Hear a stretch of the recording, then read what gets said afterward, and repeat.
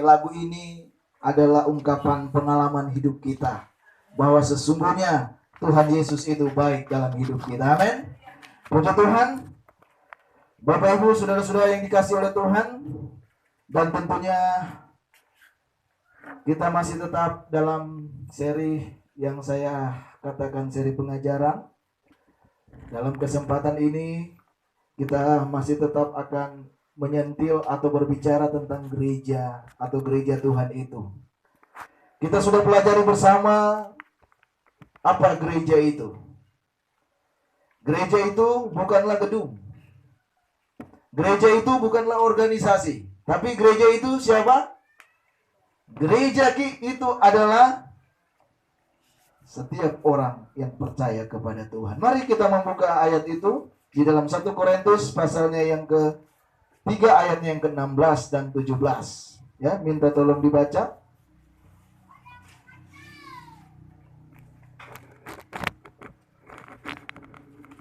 1 Korintus 3 ayat 16.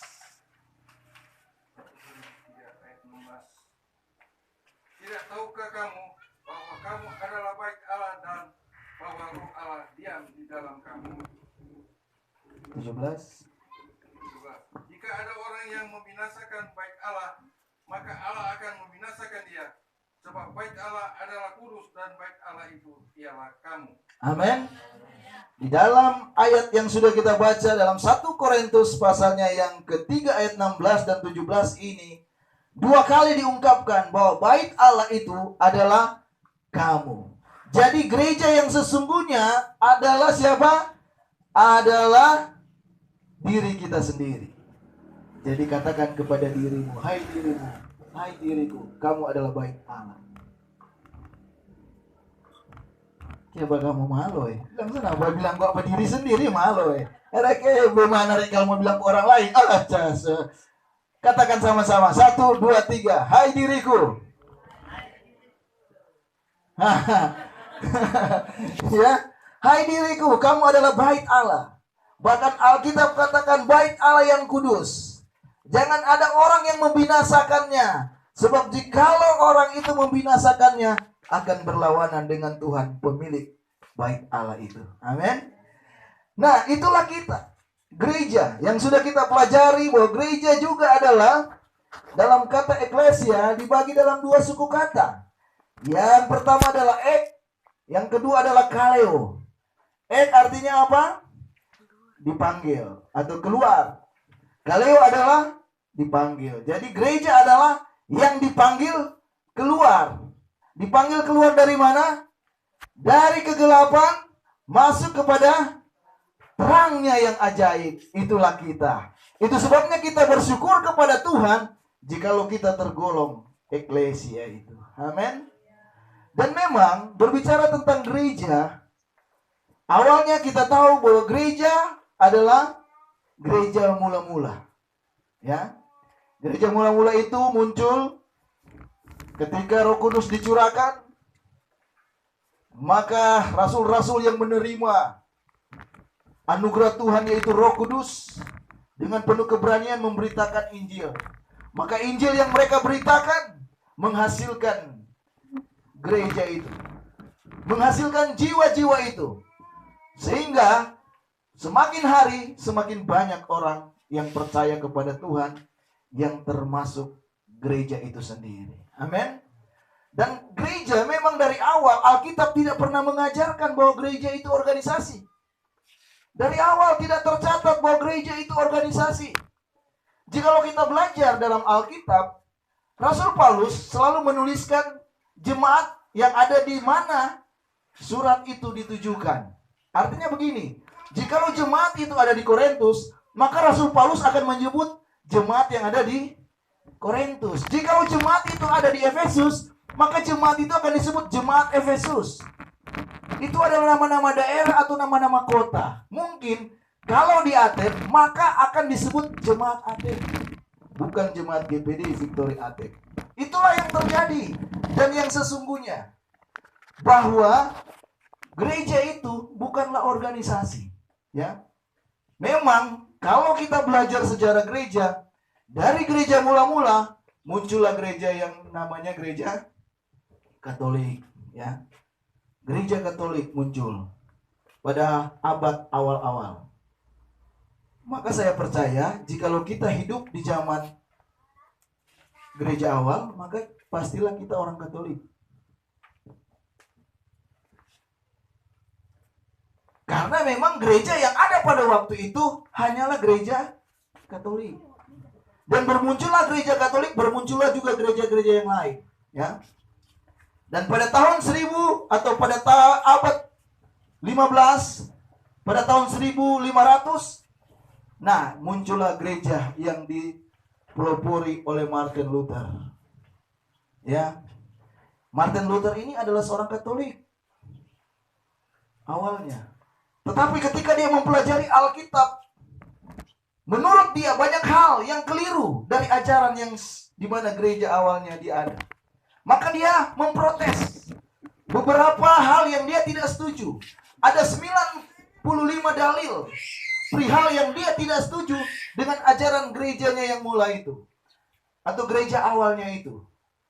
Maka lewat Martin Luther ini muncullah gereja yang kita kenal adalah gereja Protestan. Dan oleh orang-orang Protestan, Martin Luther ini disebut Bapa Reformis atau Bapa Reformasi Gereja. Karena dia penuh dengan keberanian memprotes beberapa hal yang menurut dia tidak setuju sesuai dengan firman akan pengajaran-pengajaran yang ada di gerejanya yang mulai itu. Maka kegerakan Protestan muncul lewat satu tokoh ini yang namanya Martin Luther. Maka pada abad ke-20 muncul juga gerakan yang namanya gerakan Pentakosta, yang sudah pernah mungkin gembala sampaikan bagaimana gerakan Pentakosta ini muncul. Di satu kebaktian yang besar terjadi lawatan Allah yang besar di Azusa Street, Amerika Serikat. Dan dari situlah cikal bakal munculnya gerakan Pentakosta. Ya, dan kita tahu bahwa gerakan Pentakosta bagi gereja kita dimulai dari dua tokoh yang sudah pernah gembala sampaikan. Mereka datang di Bali. Di Bali mereka melakukan mujizat sehingga menjadi pertentangan bagi orang-orang Bali. Ya, sehingga tokoh-tokoh agama asal dari Bali ini melihat bahwa ini suatu hal yang berbahaya. Maka mereka bekerjasama dengan pemerintah waktu itu untuk mengusir kedua orang ini jangan sampai ada terus di Bali, karena mereka melakukan gerakan-gerakan yang luar biasa dengan tanda-tanda mujizat. Maka mereka diusir dan keluar dari Bali. Mereka menuju ke Surabaya.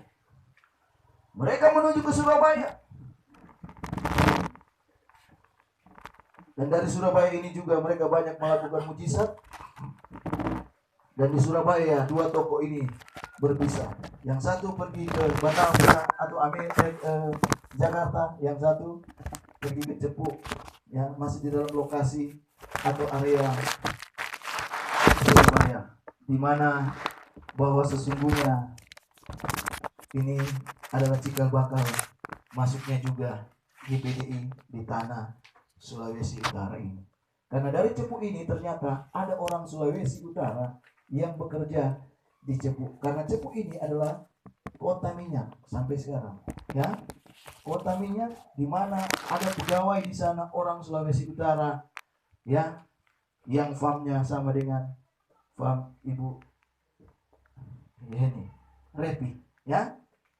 Dia adalah seorang pegawai yang bekerja di Cepu di perminyakan itu.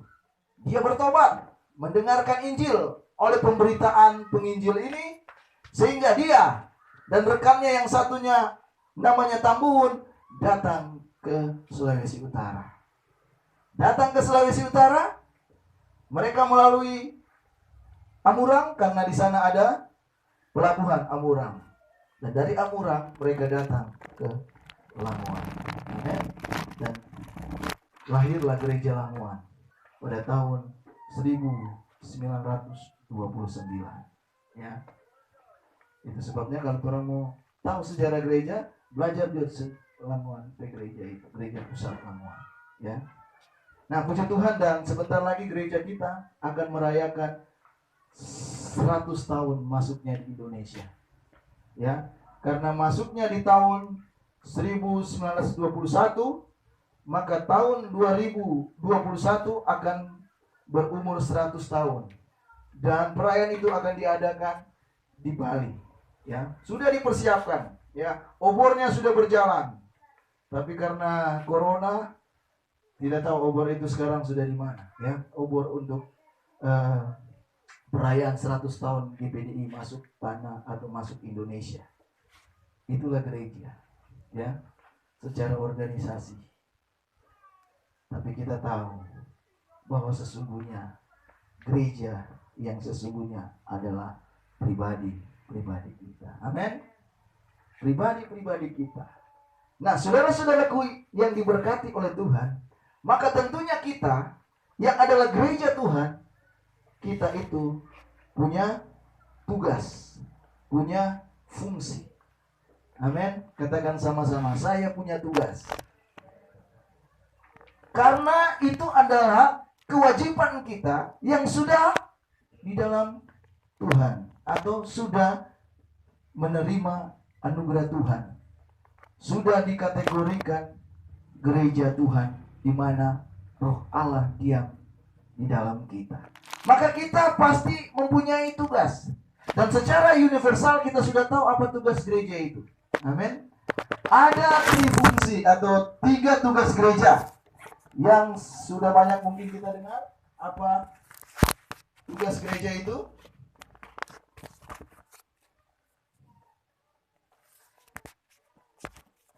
Sama-sama katakan tugas gereja atau tugas saya sebagai gereja.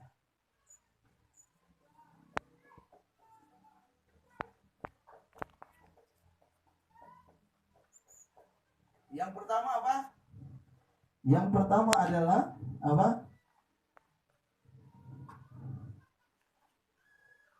Yang pertama adalah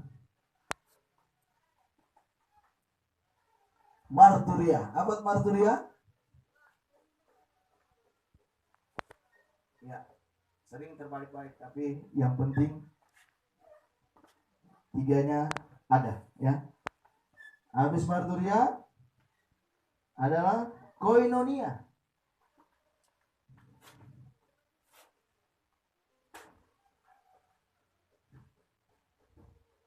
Koinonia. Ketiga, diakonia.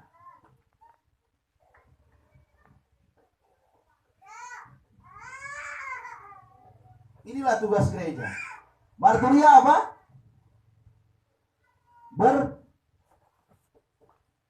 Bersaksi. Koinonia apa? Bersekutu.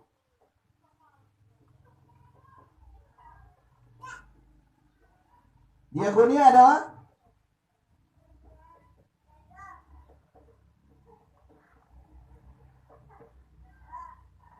melayani. Ya. Inilah tugas gereja atau tugas kita sebagai bait Allah. Di mana kita harus marturia. Artinya apa? Marturia itu bersaksi. Ya.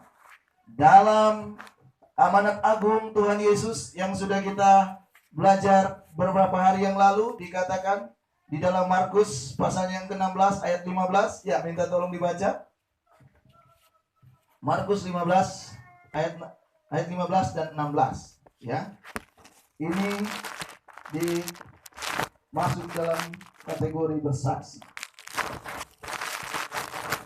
Markus 16 ayat 15 dan 16. Yang minta tolong yang sudah dapat silakan. Ya.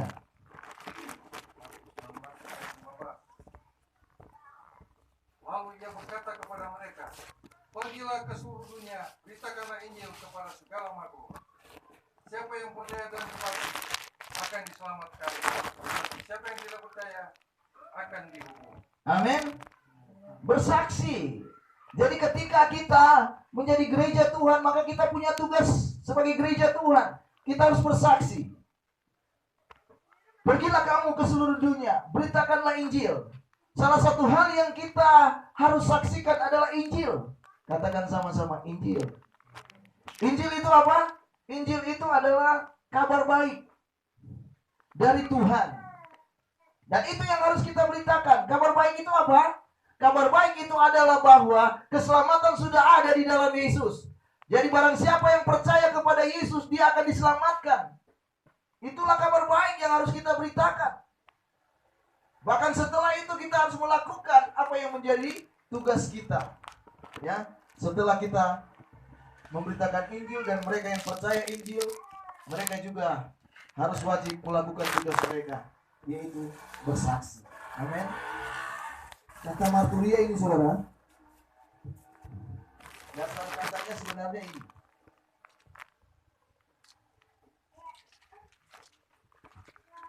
Apa? Martir. Saudara tahu apa itu martir?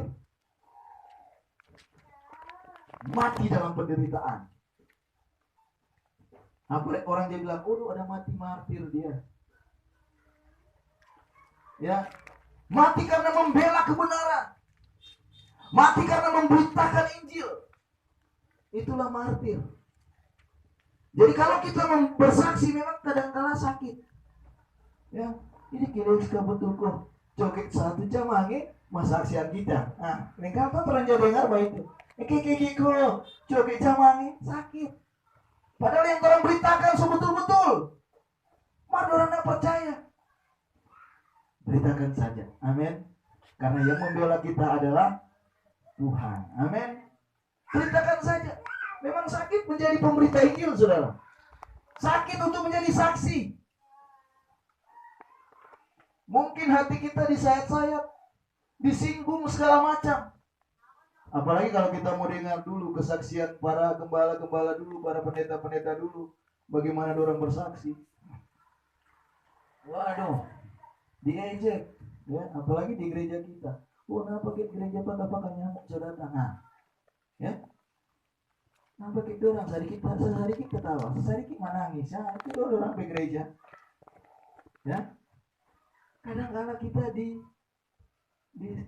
disinggung dengan berbagai macam. Tapi itulah resiko untuk menjadi marturia atau untuk melaksanakan marturia gereja. Bersaksi. Amin.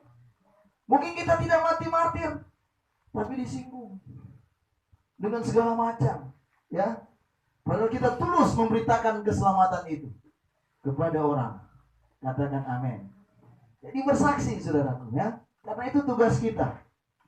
Jangan bilang, oh gembala juga petugas itu. Ya toh. Tidak. Saudara tahu rumus? Kalau gembala, dia mengembala. Yang dia gembalakan adalah domba. Ya. Dan tidak mungkin gembala itu akan melahirkan domba. Tapi akan melahirkan domba siapa? Ya domba itu. Katakan amin. Ya. Nah mungkin ya. Tom Max piara bebek, Tom Max mau melahirkan bebek. Ya domba telur. Nah mungkin, ya. Tapi yang akan mau bertelur, menetaskan telur itu adalah bebek itu sendiri. Begitu juga kita sebagai jemaat, amin. Kita ditugaskan untuk menjadi saksi. Pergilah kamu ke seluruh dunia, ya.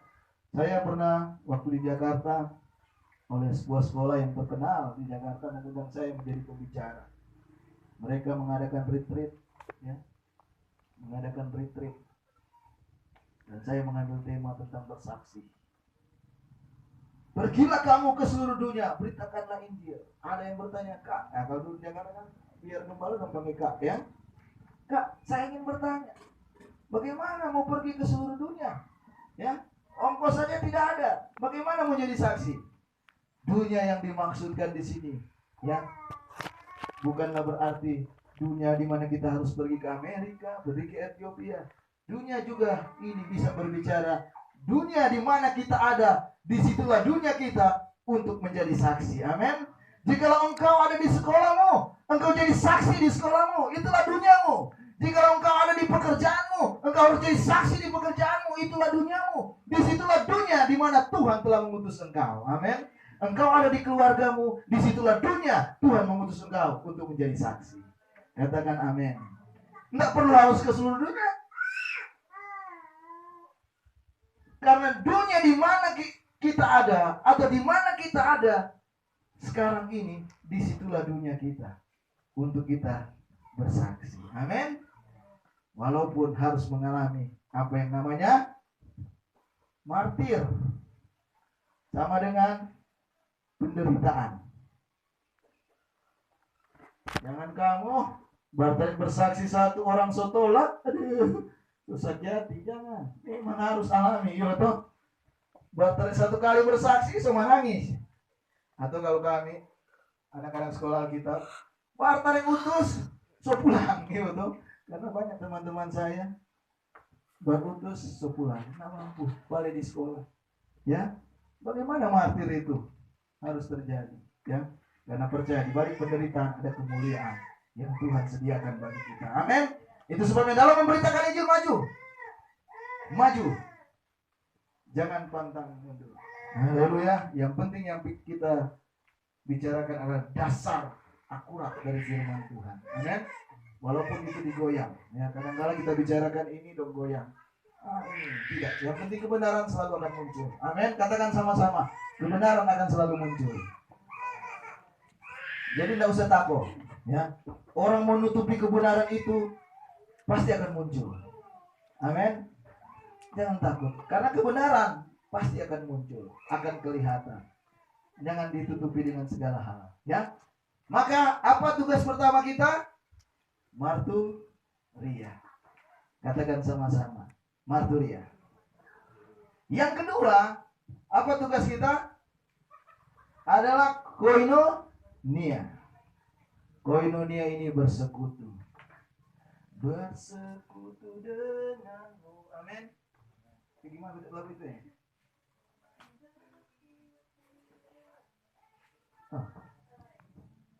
Bersekutu. Persekutuan kita yang pertama, tentunya cara yang paling enak dan paling indah adalah bersekutu di dalam doa. Amin. Bersekutu di dalam doa. Itu harus kita lakukan. Karena penting sekali bersekutu di dalam doa itu dalam kehidupan kita sebagai gereja Tuhan. Sebab di dalam doa tentunya kita bersekutu dengan Tuhan. Amin. Saudara kan pasti sudah pernah mengalami ketika badai persoalan datang. Ya, di sana sini tidak dapat jawaban. Orang berlutut. Bergelar doa, ada sejahtera yang Tuhan berikan. Amin. Haleluya. Itu sebabnya persekutuan di dalam doa itu luar biasa. Bapak-bapak latih. Karena indahnya bersekutu di dalam doa. Ya. Karena kalau kita mengandalkan kekuatan kita untuk menghadapi persoalan, kita tidak mampu. Apalagi sama dengan sekarang persoalan yang kita hadapi yang tidak kelihatan. No, hadapi sana musuh yang tidak kelihatan. Musuh dalam selimut masih kelihatan, yo toh. Sama-sama dalam selimut. Waktu musuh tidak kelihatan, yo toh. Bahaya. Dan itu yang sementara kita hadapi saat ini. Dengan apa kita bisa menghadapi semuanya itu? Bersekutu di dalam doa. Amin. Katakan sama-sama. Bersekutu dalam doa. Dengan Tuhan tentunya.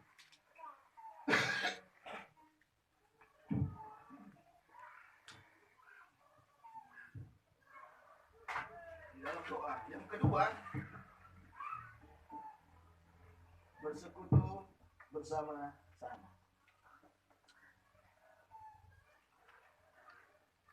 Karena bersekutu dalam doa ini kan bersekutu dengan Tuhan di dalam doa. Bersekutu bersama-sama tentunya juga bersama dengan Tuhan, tetapi dengan sesama kita. Ini penting.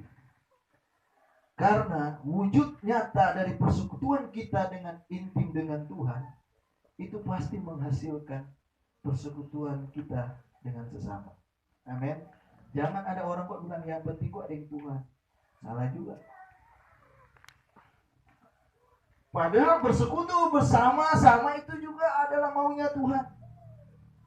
Amin. Coba baca saudaraku dalam 1 Korintus 12 ayat 26. 1 Korintus 12 ayat 26. Ya, ini hasil dari persekutuan yang sebenarnya kita harus tampilkan sebagai gereja Tuhan. 1 Korintus 12 ayat 26. Ayat 26. Karena itu, jika satu anggota menderita, semua anggota turut menderita. Amen. Jika satu anggota dihormati, semua anggota turut menderita. Haleluya. Ini yang harus terjadi dalam hasil dari persekutuan itu. Jikalau ada yang menderita, jangan satu kagok kaki.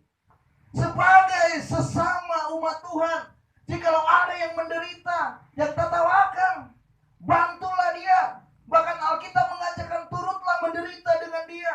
Itulah hasil dari persekutuan yang sesungguhnya. Percuma kita sekarang ini bersekutu bersama-sama tapi tidak punya hasil. Yang lain menangis kita tinggalkan. Yang lain menderita kita biarkan. Itu bukan kemauan Tuhan. Justru yang Tuhan katakan apa? Coba dibaca lagi dengan suara yang keras.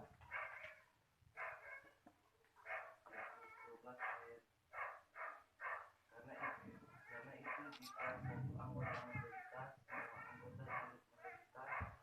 Jika satu anggota dihormati, semua anggota turut menderita. Amin. Katakan amin buat firman Tuhan. Ini yang harus menjadi hasil dari sebuah persekutuan kita dengan Tuhan. Sekali lagi, jikalau ada yang menderita, semua anggota turut menderita. Namanya satu anggota. Sama seperti tubuh kita, saudaraku. Tangan merasa sakit, maka semua badan akan merasa sakit. Jikalau kepala apalagi merasa sakit, maka semua akan merasa sakit. Karena satu tubuh, satu anggota. Begitu pula juga sesungguhnya yang harus terjadi dalam sebuah persekutuan, termasuk persekutuan yang ada di gereja kita, Jemaat GBD Victory Aceh. Maka yang satu menderita, baiklah yang lain juga turut menderita atau merasakannya paling tidak. Amin. Jikalau satu dihormati, artinya diangkat oleh Tuhan, diberkati oleh Tuhan. Apa yang harus dilakukan? Harus turut bersuka cita. Jangan cerita jelek pada dia. Ini gua dia berkat kok baik itu. Tapi justru turut bersuka cita karena satu tubuh. Ya. Saya tidak tahu. Ya, ada orang bawa berkat di sini. Saya kasih tunjuk saja. Tapi saya belum tanya. Berkat ini untuk apa? Pembangunan kah atau untuk apa? Ya, saya harus tanya. Jemaat yang bawa, ya. Tapi yang bawa bilang pergembala, maksudnya kasih penggembala. Tapi kan gembala juga harus tanya, ini kursus apa? Pergembala atau pembangunan, ya. Tapi belum ada konfirmasi dari yang penting, ya. Jikalau ada yang diberkati, kita sanjung, kita hormati, kita bersuka cita, amin. Karena mungkin lewat dia sarana pembangunan yang kita sementara jalankan, Tuhan akan berkati. Saya berdoa bukan saja salah satu, tapi semua jemaat diberkati oleh Tuhan. Amin. Supaya kita sama-sama bersuka cita. Karena itulah memang harus terjadi dalam sebuah persekutuan yang dimaksudkan koinonia. Haleluya. Itu sebabnya marilah saling berdoa. Sebutlah jemaat yang lain, Tuhan berkati dia, angkat dia Tuhan, buka jalan dia Tuhan. Karena itu hasil dari sebuah persekutuan kepada Tuhan. Katakan sama-sama, diakonia. Koinonia maksudnya, ya, koinonia. Dan berikut ketiga apa? Diakonia, melayani. Amin. Saya percaya Bapak Ibu, saudara-saudara yang ada, kita semua ini diberi karunia oleh Tuhan masing-masing, ya. Mungkin gembala sudah pernah sampaikan bahwa ada karunia, ada bakat. Bakat dan karunia berbeda. Karena bakat diberikan kepada semua orang. Itu sebabnya biar orang nggak percaya, dia punya bakat. Karena itu adalah pemberian Tuhan sejak lahir. Jadi ada orang berbakat ya, walaupun dia orang bilang dia percaya Tuhannya enggak, jauh dari Tuhan, ada bakat. Tapi karena karunia itu khusus bagi orang-orang yang percaya kepada Tuhan. Amin. Dan saya percaya kita sudah menjadi percaya kepada Tuhan, maka ada karunia-karunia yang Tuhan berikan. Layanilah Tuhan sesuai dengan karunia-karunia yang Tuhan berikan kepadamu. Amin. Jangan malu, saudaraku ya. Jangan pendam karunia yang Tuhan beri. Lakukan itu dengan kita melayani, baik melayani Tuhan maupun melayani sesama. Haleluya. Maka kalau kita maksimalkan hal ini, ketiga hal ini, kita akan melihat karya Tuhan yang besar akan terjadi dalam hidup kita. Ingat, ini 3 paket yang tidak terpisahkan. Ada orang jago bersaksi, tapi di bersekutu enggak. Ada orang jago bersekutu, ibadah, tapi bersaksi kadang-kadang tidak, ya. Ada orang jago melayani, ya, tapi di bersaksi tidak. Sebenarnya ketiga hal ini harus kita lakukan sebagai gereja Tuhan. Kenapa? Karena ini adalah tugas gereja. Siapa gereja itu? Gereja itu adalah malu-malu garbak tadi, sekarang malu-malu, iya tuh. Cuma mau bilang ke diri sendiri, hai diriku, engkau adalah bait Allah. Cuma malu. Bagaimana ada NG kalau mau bilang ke orang lain, iya tuh. Siapa gereja itu yang sesungguhnya? Adalah pribadi kita, adalah saya. Dan saya punya tugas. Tugas saya adalah marturia, bersaksi, diakonia, koinonia bersekutu, diakonia melayani. Amin. Maka inilah tugas gereja yang sesungguhnya ketiga hal harus kita lakukan. Jangan pilih-pilih. Ini bersaksi Jod ya. Ini bersekutu Jod ya. Melayani Jod kita. Memang ada orang-orang khusus dikasih, tapi ini adalah tugas gereja yang secara utuh harus kita laksanakan. Kita harus bersaksi, kita harus bersekutu, kita harus melayani. Amin. Puji Tuhan. Sampai di sini saja akan firman Tuhan yang bisa kita dengar pada saat ini, karena kita akan sambung dengan melaksanakan perjamuan Tuhan.